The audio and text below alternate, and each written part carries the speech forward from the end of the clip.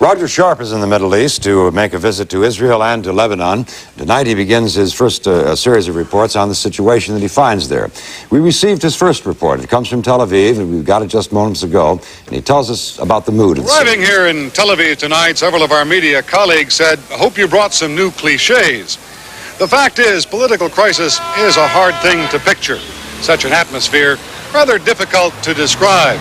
Many Israelis and observers here thought Prime Minister Begin and his government would not be able to survive the outpouring of internal protest this week over the bloody events in Beirut last week. But the Begin government has dug in and shows every signs of not giving in an inch to the opposition. So the surface here at first glance is calm and normal, much as it's been on previous visits. Israeli families gathering to observe Yom Kippur, praying there will be at least some calm through the Monday holy day. But this is probably the most politically minded nation on the planet. So table talk at the cafes here along Dizengoff tonight is still very centered on Israel's 3-month adventure in Lebanon. The whole world is so backwards about the Israeli situation.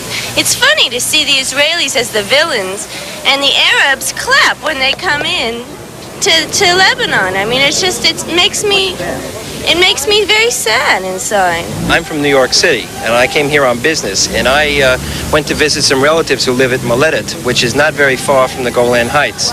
And they said to me, "How do you feel your first time in Israel? And how do you feel about your security?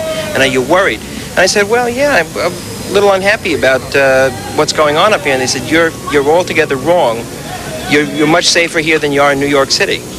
In the days ahead, we'll be reporting more on the many faceted forces at work here inside Israel, and we'll be reporting from Lebanon, the new government there, the return of the U.S. Marines, the agony and fear that lingers in the streets of Beirut, the seemingly perpetual crisis of the Middle East. Roger Sharp, Channel 7, Eyewitness News in Tel Aviv.